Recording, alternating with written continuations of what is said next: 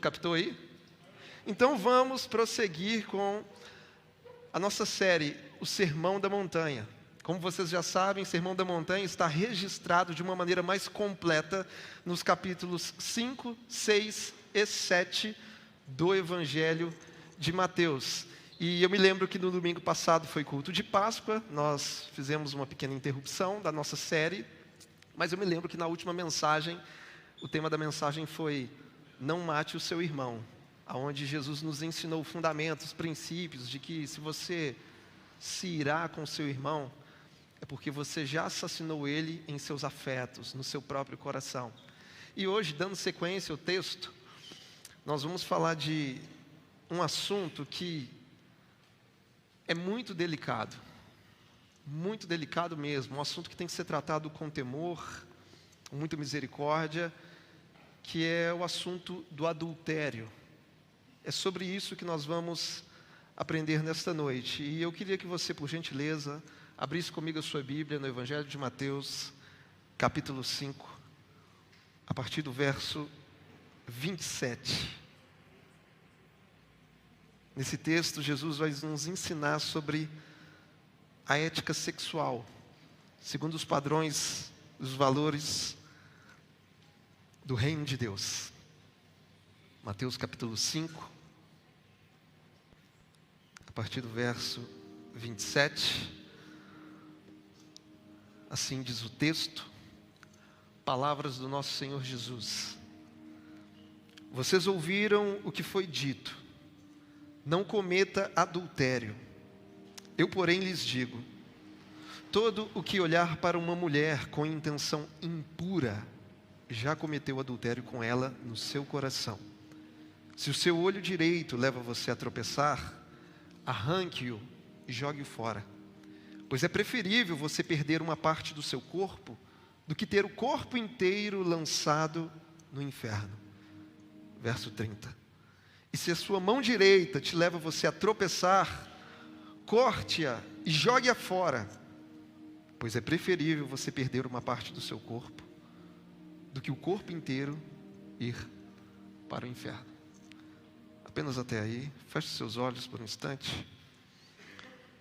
Pai, nós te agradecemos pela sua palavra, que foi lida nessa noite, Pai, e nós te suplicamos que o teu Santo Espírito possa falar aos nossos corações, nos convencendo do pecado, da justiça, do juízo, abrindo os nossos olhos para conhecer e enxergar a tua verdade.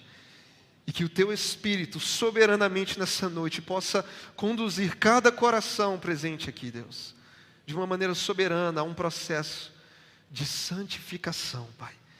Que a nossa pureza seja preservada, porque nós caminhamos debaixo da sua graça e do seu favor, Pai.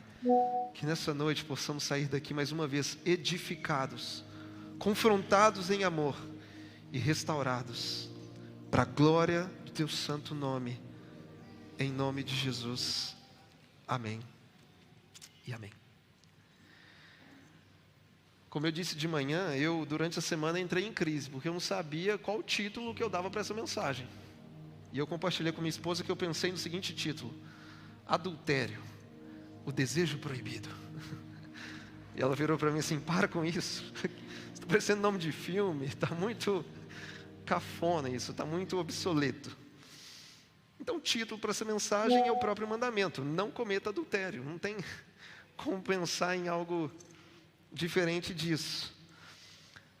Eu começo essa mensagem fazendo uma pergunta para reflexão, e a pergunta é a seguinte: como anda a ética sexual nos nossos dias? Vou compartilhar com vocês uma publicação do jornal Estado de Minas, datado em 30 de junho de 2022. E assim diz a manchete do jornal: pesquisa revela que Brasil é o país mais infiel da América Latina. Manchete do jornal. Vergonha nacional.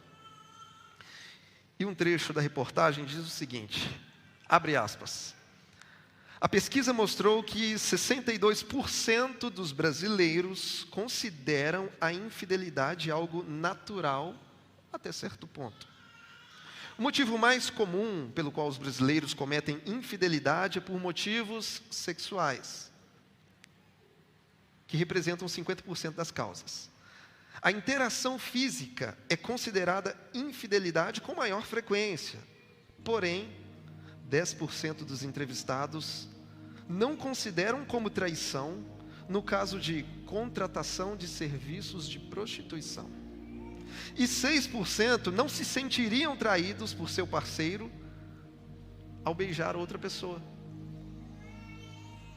Como eu disse de manhã, isso aqui é estarrecedor, isso é de assustar, gente. Porque, resumidamente falando, a reportagem diz que 62% dos brasileiros consideram a infidelidade normal.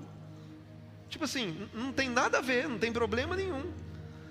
10% dos entrevistados consideram que não é traição se você é casado e contrata um serviço de prostituição. Para eles, eles acreditam que não é traição, não é adultério. E 6% afirmam que não se sentiriam traídos se o seu cônjuge beijasse outra pessoa. Isso, pelo menos para mim, é assustador. Isso é escandaloso. E esse jornal aqui, para nós, acaba se tornando um pequeno extrato da nossa sociedade. E precisamos ser bem sinceros, porque as pessoas estão idolatrando a imoralidade sexual. O sexo ilícito se tornou um falso Deus no coração de muita gente. E como eu sempre digo, não é necessário ser nenhum especialista para conseguir enxergar essa triste realidade. Porque hoje nós encontramos sensualidade e erotização em todos os lugares. Está nas redes sociais, nas capas de revista, nos filmes e seriados, nas danças sedutoras, nas piadinhas imorais com duplo sentido. Por exemplo, quando alguém fala para você assim, dancinha do TikTok, você acha que essa galera está dançando o quê? Valsa? Catira? Sapateado? Não tá não, gente. É o pancadão, é o rebolando até o chão. Alguns adolescentes hoje em dia, quando gostam de ler, você acha que eles estão lendo o quê? Gibi da Turma da Mônica? Maurício de Souza? Não, eles estão querendo ler 50 Tons de Cinza, literatura 18+. Se você pegar os principais comediantes no Brasil, na cabeça deles, a piada só vai ter graça se ela tiver conotação sexual. Por quê? Porque eles não conseguem fazer humor sem serem apelativos. Quando você se lembra lá daquela festa que a galera da sua faculdade faz, aquela festa, não estou falando da festa comportadinha, aquela festa, você acha que o pessoal se reúne para quê? Vão reunir para tomar café? Para promover um sarau literário, para contar alguns cordéis? Não. A reunião, como eu disse de manhã, é para sexo, drogas e sertanejo, né? Antigamente era melhor, era rock and roll, hoje é sertanejo.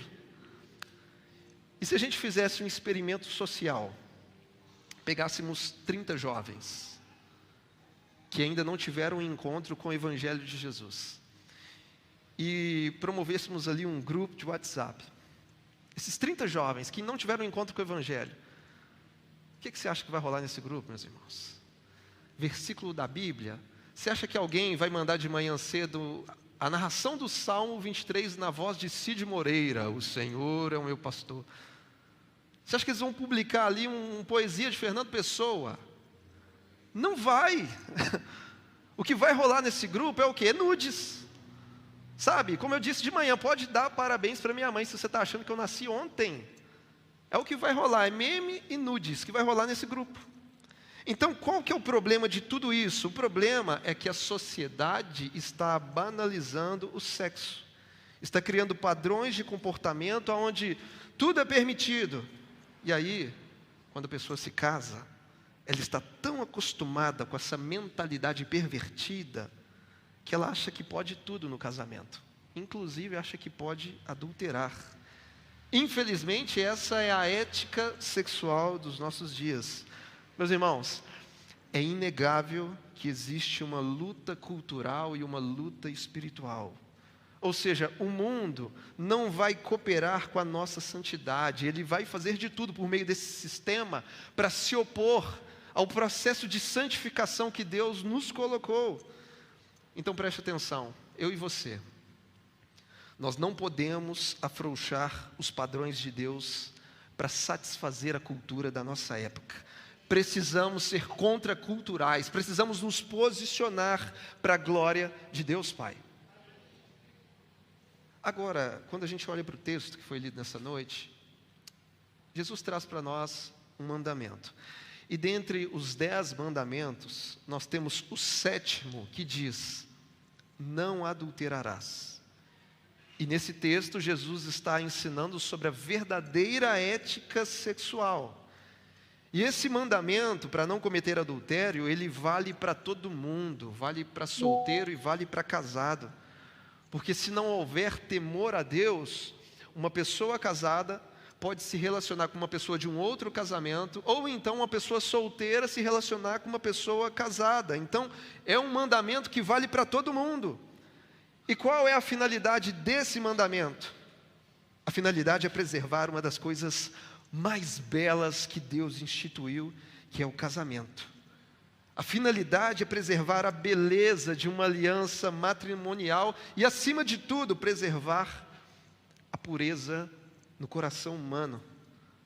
Aqui nesse texto, os religiosos do primeiro século interpretavam o 7º mandamento da seguinte forma: se houver relação sexual em um contexto de infidelidade, aí então se configura o pecado do adultério.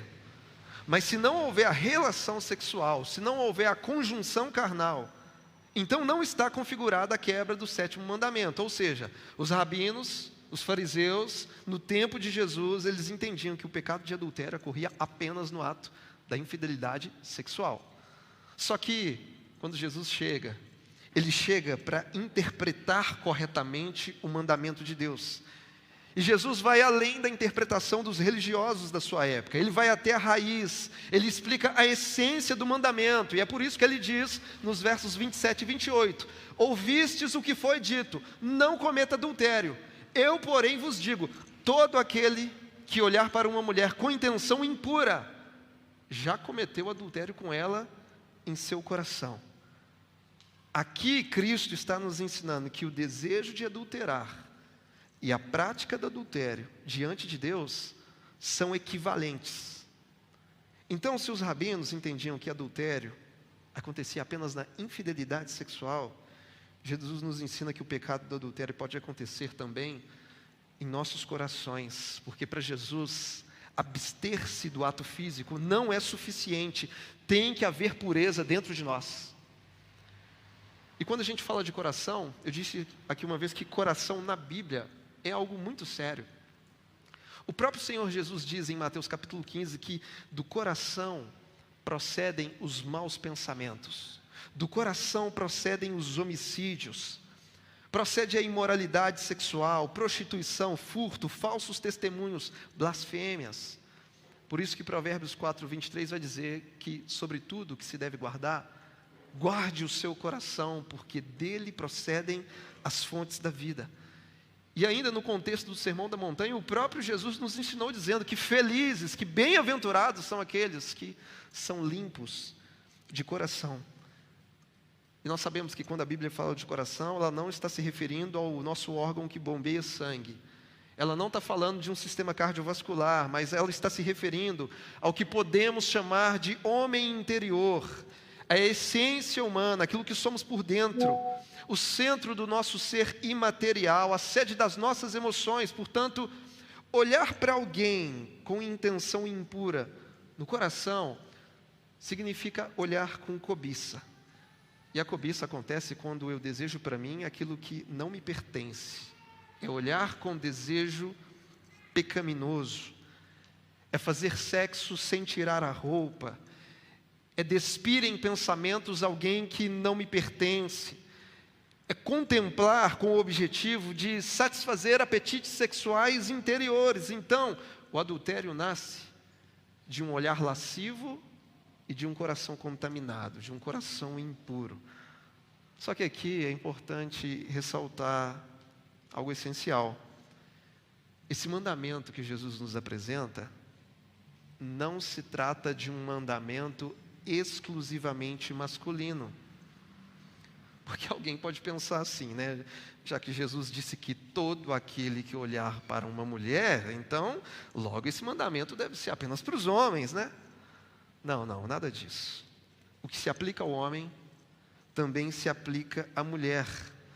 Porque se uma mulher solteira olhar com desejo para um homem casado, ou se estando casada, olhar para um homem que não seja o seu marido, com intenção impura no coração, ela comete adultério. Por quê, meus irmãos? Porque pecado não escolhe gênero. O pecado ataca a raça humana. Não importa se é homem ou mulher. E eu vou além. Pecado não escolhe gênero e também não escolhe contexto para acontecer. Porque o pecado pode atingir o coração masculino quando ele deseja uma mulher que está passando na rua, só que o pecado também pode atingir o coração feminino quando ela vê um filme romântico e projeta seus desejos e seus sentimentos num autor que não é o seu marido.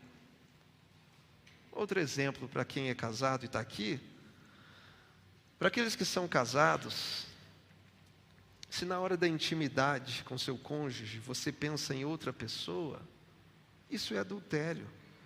Porque naquele ato você está se relacionando sexualmente com duas pessoas ao mesmo tempo. A diferença é que uma pessoa está na sua frente enquanto a outra está na sua mente. Mas é adultério da mesma forma. Então você é homem ou você é mulher. E eu vou tentar usar as mesmas palavras que eu usei de manhã. Quando você está na rua e vê esses exemplares exímios da raça humana, que tem atributos físicos e estéticos que são superiores aos demais, ou seja, o bonitão e a bonitona, a gente nota. Não adianta falar que a gente não percebe. Não vi nada, pastor. Não, a gente nota. Então é natural notar um homem ou uma mulher que se destaca. Mas o problema não é notar. A grande questão é o que é que você faz com isso. Essa é a grande questão. O que é que você faz com isso? Como é que o seu coração e os seus olhos se comportam diante dessa realidade? Você guarda o seu olhar e o seu coração diante de Deus? Ou você se entrega à cobiça? Ou você se entrega aos desejos? É uma guerra constante contra esses desejos que vão aparecendo dentro da gente. Me lembro na época que eu namorava com a minha esposa, meu Deus do céu. Era difícil, né? Meu sogro nunca deixou eu sair sozinho com ela. Acredita nisso? Esperto ele, né? E todas as vezes que a gente conseguia sair, o irmão dela tinha que ir junto. E eu ficava assim, meu Deus, por dentro, mas essa vela tem que ficar acompanhando. E hoje na maturidade eu entendo que não era uma vela. A vida dele era a luz que dissipava o meu pecado. Que às vezes eu queria ali, né? Ainda bem que minha esposa era crente, mais crente do que eu. Então esse mandamento aqui, Jesus está nos ensinando que temos que lutar contra esses desejos. E também está ensinando que o matrimônio deve ser considerado sagrado e inviolável. O mandamento de Deus nos proíbe contemplar de forma cobiçosa qualquer pessoa que não esteja comprometida conosco. Então a ordem de Jesus, a ordem do próprio Deus para nós é essa: preservar a pureza, não cometer adultério, seja fisicamente, seja no olhar, seja no coração. Essa é a ordem de Deus. Agora, eu sei que a vida não é um filminho perfeito. A vida também é acometida de episódios agridoces, por dissabores, situações que nos surpreendem, até mesmo porque, segundo a Escritura, nós sabemos que o coração do homem é caído, é pecador. Então, a vontade de Deus, o padrão ideal de Deus é a fidelidade, é a pureza, é a santidade. Agora, a pergunta que eu faço: e se porventura acontecer, se porventura alguém cair no matrimônio, devido à infidelidade conjugal, é possível haver restauração? E a resposta que eu tenho para isso é que sim, é possível haver restauração, porque em Cristo Jesus tudo é possível. E até onde eu sei, o único pecado imperdoável é a blasfêmia contra o Espírito Santo. Então, em Deus existe perdão, em Deus existe reconciliação, em Deus existem novos começos, existe uma nova história, existe um processo de restauração, sim. E quando se trata dessa situação, como eu disse, é um assunto delicado. E eu sei que cada caso é um caso. Mas de maneira geral, a gente tem que tratar da situação de duas formas. Temos que tratar com o ofensor e também com a parte ofendida. Quando a gente fala da pessoa ofensora, daquela que cometeu adultério, essa pessoa precisa ser confrontada. É claro que é em amor, mas ela precisa ser confrontada pela liderança da igreja. E antes de tudo, essa pessoa precisa de arrependimento. E o arrependimento dessa pessoa precisa ser mais escandaloso do que o pecado cometido. E eu já expliquei aqui por muitas vezes que o arrependimento verdadeiro envolve 3 atos: confissão, contrição e abandono. Eu preciso confessar o pecado, eu preciso sentir profunda contrição, ou seja, o Espírito me conduz a uma profunda tristeza por haver quebrado uma aliança e traído o coração do Pai. E por fim, eu preciso abandonar essa prática. Isso é arrependimento verdadeiro. E aí tem gente que vai dizer assim: pastor, mas eu já senti profunda contrição, eu já abandonei essa prática, eu já confessei meu pecado diante de Deus. Será que, pastor, eu ainda preciso confessar para minha esposa? Ou eu preciso confessar para o meu marido? É claro que você precisa. Porque no dia do casamento, você não fez uma aliança com Deus, dizer, eu estou casando contigo. Não, você casou com um cônjuge, com um ser. Aí tem gente que pensa assim: não, mas se eu contar para o meu cônjuge, meu casamento vai acabar. Não, filho, o seu casamento já acabou, a aliança já foi quebrada. Então você se encontra numa condição de restaurar o que foi destruído. Então precisa haver confissão para poder haver restauração. Então o arrependimento é o primeiro passo para a restauração. E após isso, debaixo da graça de Deus, você vai iniciar um processo de reconquistar a confiança do seu cônjuge. E aqui nesse processo eu faço um alerta, porque esse lance de reconquistar a confiança de uma pessoa não é instantâneo. É longo. É demorado e você precisa ter muita paciência. Por exemplo, se você praticando algum esporte quebrou a perna, não adianta você no dia seguinte começar a caminhar achando que nada aconteceu, que, poxa, está tudo certo, não aconteceu nada. Não, você quebrou a perna, para tudo. Você tem que ser socorrido até o hospital. Lá você vai fazer um raio-x para ver em quantas partes fraturou a sua perna. Vai ver se precisa de uma intervenção cirúrgica. E aí o médico vai mandar colocar um gesso em você, você vai ficar meses com aquele gesso, todo mundo vai escrever de canetinha nele. Volta no médico para saber se continua com gesso ou se tira o gesso. Aí depois talvez vai te indicar ainda um tempo de fisioterapia. E aí depois de muitos meses, quem sabe, você volta a andar com toda a segurança e normalmente. Resumindo, se uma perna leva tempo para restaurar, imagina uma aliança que foi quebrada. Vai levar tempo para restaurar essa confiança. E ainda no exemplo da perna, como eu disse de manhã, há alguns estudos que comprovam que um osso quebrado, após a sua recuperação, ele fica mais forte que um osso comum, devido ao processo de calcificação. E da mesma forma, em Cristo, a aliança que se quebrou pode ser restaurada e se tornar ainda mais forte para a glória de Deus. Então, em Cristo tudo é possível. Em Cristo pode haver novos começos. Em Cristo pode haver sim uma nova história. Agora, a gente está falando do ofensor ou da ofensora. Agora, como é que a gente lida com a parte ofendida? Com a pessoa que foi vítima da traição. E como igreja, a gente entende que essa pessoa precisa ser acolhida. Ela precisa ser amparada. E também precisa ser lembrada que a Bíblia ensina sobre misericórdia e perdão. A Bíblia nos ensina sobre isso. E talvez você que é a parte ofendida possa pensar assim: pastor, mas olha o que essa pessoa fez comigo. Ela quebrou a aliança, então ela não merece o meu perdão. Mas é isso mesmo, porque o perdão que a Bíblia nos ensina é justamente para pessoas que não merecem. Porque se o perdão fosse algo concedido apenas para quem merece, nenhum de nós teríamos recebido o perdão de Deus.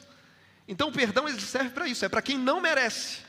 É uma concessão de graça, de favor, de misericórdia. Aí a pessoa pensa assim, poxa, eu já entendi que o perdão é uma prática cristã. Só que, pastor, eu não consigo liberar perdão. E aí eu te digo que esse problema já foi resolvido, porque Deus nos deu o Espírito Santo. E o Espírito Santo de Deus é aquele que nos capacita a fazer aquilo que nós não conseguimos por nós mesmos. Porque a gente não dá conta, a gente não consegue, a gente quer se vingar, a gente quer ficar irado, mas o Espírito Santo nos capacita a fazer isso. E só lembrando que perdão, meus irmãos, não tem nada a ver com minimizar erros. Não é você fingir que não aconteceu nada. Não, perdão não é minimizar erro. Perdão não é racionalizar o pecado do outro. Ah, aconteceu, deve ser por isso. Não. Então, perdão não é minimizar erro. Perdão não é racionalizar o pecado do outro. Perdão não é esquecimento. Não é um lapso de amnésia que você tem. Não lembro de nada. Não. Você lembra sim, só que você lembra sem sentir dor, porque você liberou perdão. E perdão também não tem nada a ver com sentimento. Porque alguns cristãos ainda chegam para mim, independente da situação, e falam, pastor, mas eu não estou sentindo de perdoar. Ei, se alguém, porventura, te dá um tapa no rosto, qual que vai ser o seu sentimento? Você vai dizer para essa pessoa assim, eu estou sentindo de te dar um abraço.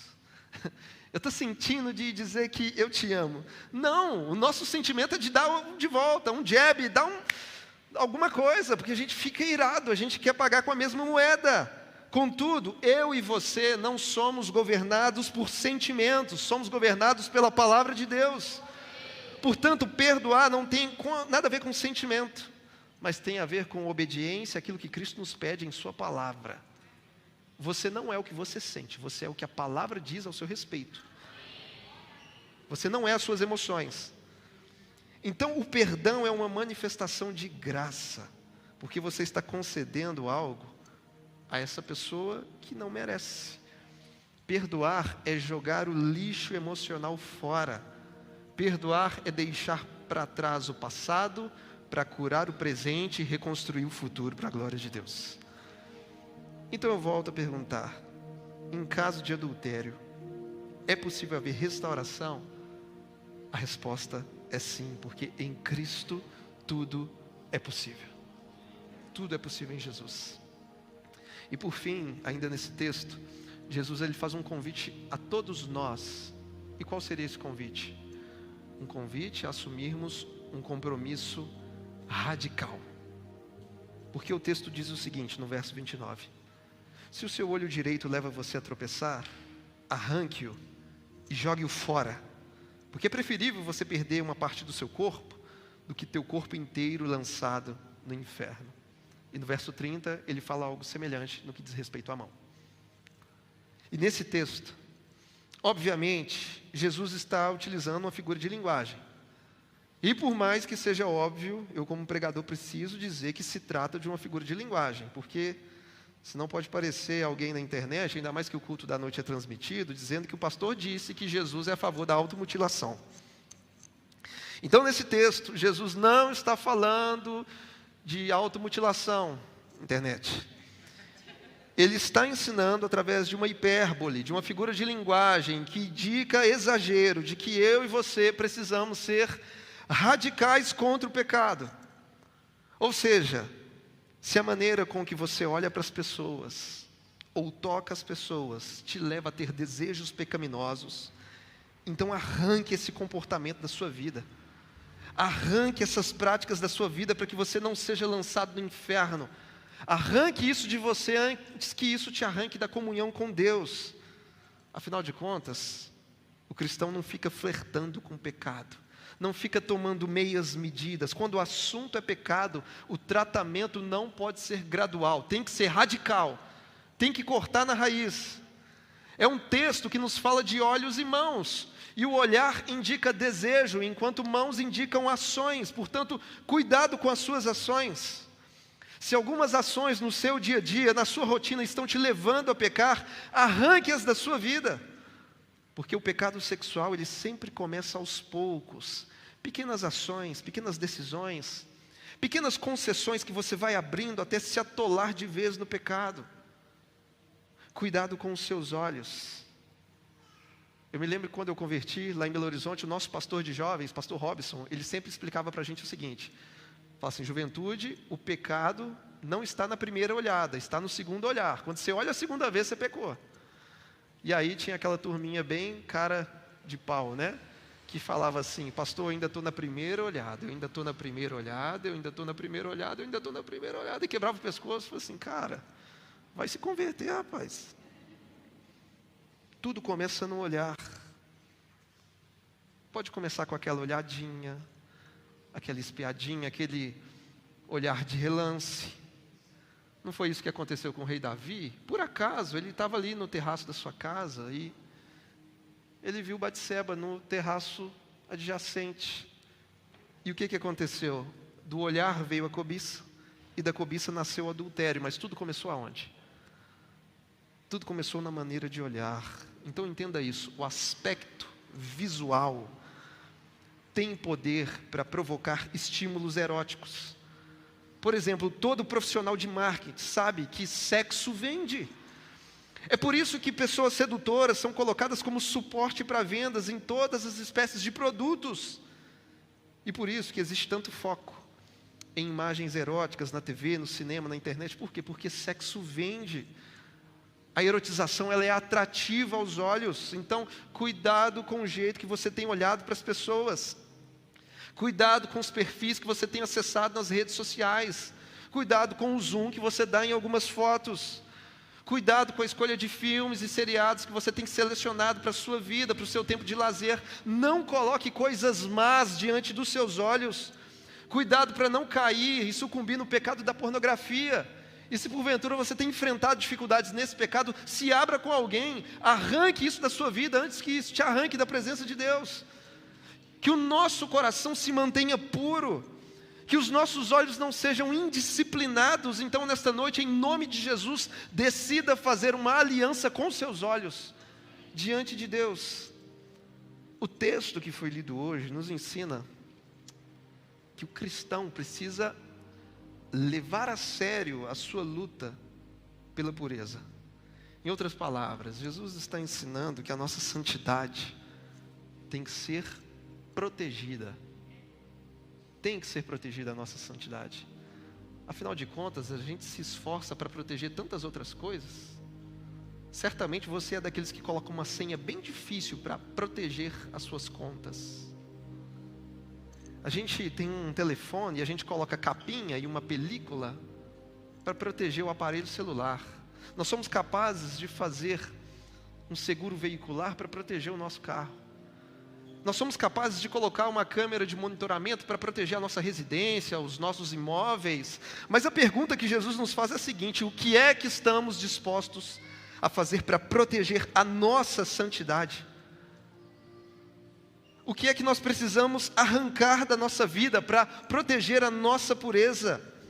Porque o nosso maior patrimônio não é um telefone, um carro ou uma casa. A santidade é o nosso maior patrimônio. Então precisamos fazer de tudo para protegê-la. Quais comportamentos você vai ter que mutilar da sua vida? Quais práticas você precisa arrancar e eliminar do seu dia a dia? Em quais áreas, diante de Deus, você precisa assumir um compromisso radical? Porque, meus irmãos, é melhor perder algumas experiências que esta vida oferece do que perder a vida eterna. E eu encerro compartilhando um fato que aconteceu em 2019. No ano de 2019 aconteceu uma tragédia em um circo que fica no sul da Itália. Dentre todos os espetáculos, havia o momento da apresentação do domador de tigres. Alguém experiente, habilidoso nessa área de domar animais. E foi nesse momento que um domador veterano de 61 anos foi atacado pelos próprios tigres e infelizmente veio a falecer. Não sei se talvez por excesso de confiança, por confiar nas suas próprias habilidades. E por que eu estou falando isso? Eu aprendi no início da minha jornada cristã que cada ser humano tem dentro de si 2 tigres. O nome de um tigre se chama ira. E o nome do outro tigre se chama sexualidade. Esses 2 tigres estão dentro de cada um de nós. Eles ficam doidinhos para sair da jaula a todo tempo. E se você, com a sua própria habilidade, com a sua própria capacidade, com o seu esforço diário, se você tentar domar esses 2 tigres, com as suas próprias forças, pode ser que um dia ou outro dê certo. Só que ao passar do tempo, a banalização e o excesso de confiança em nossas próprias habilidades podem se tornar os primeiros passos para uma grande tragédia, porque uma hora ou outra esses tigres vão querer nos atacar. Portanto, só existe um domador capaz de dominar completamente esses 2 tigres. É o Espírito Santo de Deus. Só Ele traz a mansidão para acalmar o tigre da ira. E só Ele traz o domínio próprio para o tigre da sexualidade. Só Ele aquieta esses 2 tigres. Porque nós não conseguimos, nós não damos conta, se não for a intervenção do Espírito Santo de Deus, todos os dias vamos falhar miseravelmente. Portanto, só há um domador. É por isso que eu e você precisamos ter vida com Deus. É por isso que eu e você precisamos mergulhar em uma vida de oração, mergulhar na meditação das Sagradas Escrituras, porque assim vamos ficando cheios do Espírito Santo, cheios desse verdadeiro domador, que aquieta a nossa alma, que aquieta os nossos apetites mais primitivos. É nossa responsabilidade buscar a presença de Deus todos os dias e estarmos vigilantes, porque não é à toa que a Bíblia diz que aquele que está em pé, cuide para que não caia. Pastor, mas eu nunca fui para a cama com ninguém. Mas quantas pessoas você já despiu em pensamentos? Diante de Deus, é adultério do mesmo jeito. E nessa noite eu te convido a ficar de pé, por gentileza, no seu lugar, fechar os seus olhos e deixar que o próprio Espírito Santo aplique essa palavra no terreno do seu coração. Pai, nós te agradecemos nessa noite pela sua palavra, Deus. Nós reconhecemos que dependemos do Senhor para todas as coisas, porque nós não somos autossuficientes, Pai. Nós carecemos da tua graça, nós carecemos da sua misericórdia. Por isso, nessa noite nós te pedimos, Pai, nos faz transbordar do teu Santo Espírito, para que a gente não mais se renda a nenhum desejo, a nenhuma concupiscência da nossa carne, ó Pai. Eu te peço, ó Deus, que se porventura existe alguém no nosso meio que sofreu alguma quebra de aliança, Pai, eu te peço que com a sua graça o Senhor venha promover restauração essa noite, Pai, que o Senhor volte a aquecer esses corações, que o Senhor venha restaurar essa aliança para a glória do teu santo nome, porque aquilo que o Senhor uniu, Pai, que o homem não venha separar, que essa aliança seja ainda mais forte para a sua glória, que ela se torne um testemunho, e que dessas feridas, Pai, possam nascer experiências de cura, que serão compartilhadas com outros casais, outras famílias, para a glória do teu santo nome, Pai. Em nome de Jesus, porque o Senhor é um Deus que faz novas todas as coisas, é um Deus que nos dá uma nova chance todos os dias, Pai. Por isso nós te pedimos, Senhor, por meio do teu Santo Espírito, guarda o nosso coração, guarda os nossos olhos. Nós fazemos uma aliança com o Senhor, Pai, e nós te pedimos que a tua santidade, que a sua pureza possa inundar o nosso ser, Pai, e que possamos ter os seus olhos, fechar os olhos para aquilo que o Senhor fecha, abrir os olhos para aquilo que o Senhor abre, que possamos enxergar o nosso semelhante não como um objeto de desejo, mas que possamos enxergá-lo como alguém que foi criado à imagem e semelhança de Deus. Que o Senhor nos ensine todos os dias, guarde o nosso olhar, guarde o nosso coração para a sua glória, em nome de Jesus.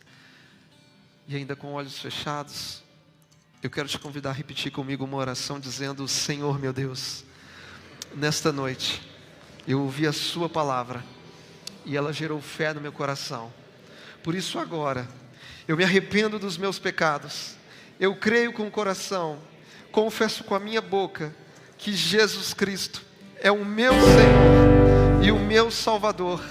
Escreve, ó Deus, o meu nome no livro da vida, porque nesta noite eu faço uma aliança com o Senhor. Amém. E ainda de olhos fechados, aí mesmo no seu lugar, se você se identificou com essa oração, entregando a sua vida a Cristo, aí mesmo no seu lugar, levante a sua mão bem alta, eu quero orar por você. Você que se identificou com essa oração, entregando a sua vida a Jesus, aí mesmo, levanta a sua mão. Nós queremos orar por você e com você, porque o nosso Deus é um Deus que faz novas todas as coisas. Sendo assim, eu entendo que todos nós temos certeza da vida eterna. Todos nós estamos aliançados com Jesus. Quem está aliançado com Jesus aí de verdade? Não quebre essa aliança. Quem aqui é casado? Não quebre a aliança com seu cônjuge. Quem aqui está solteiro? Aguarde o tempo certo e seja fiel à aliança que Deus vai preparar para você. Amém, meus irmãos? E cuidado com as dancinhas do TikTok, viu? O pessoal não está dançando valsa, não. Achei interessante que de manhã uma senhora me procurou, estava aqui no culto, de aproximadamente uns 75 anos de idade. E ela virou para mim e falou assim: pastor, essa palavra é muito boa, hein? Porque todas as vezes que eu vou na academia eu fico vendo aqueles manequins assim. Eu falei: minha irmã, essa galera da terceira idade, tá? Ê, Jesus! Guarde o olhar de vocês, até na terceira idade, em nome de Jesus. E algumas pessoas me procuraram de manhã. Infelizmente de manhã os livros acabaram, mas se você quiser adquirir um exemplar do livro Vesúvio Sexual, um livro que trata sobre sexualidade e a ética cristã do sexo, você pode adquirir hoje à noite. Se você tiver com vergonha, fala que é para um primo seu, a prima, sei lá, que você vai abençoar alguém, né, Jefferson? Mas adquira em nome de Jesus. Que o amor de Deus Pai, que a graça de Deus Filho, que a comunhão do Espírito Santo seja sobre as nossas vidas hoje e até a volta de Jesus. Vá em paz, tenha uma semana abençoada para a glória de Deus Pai.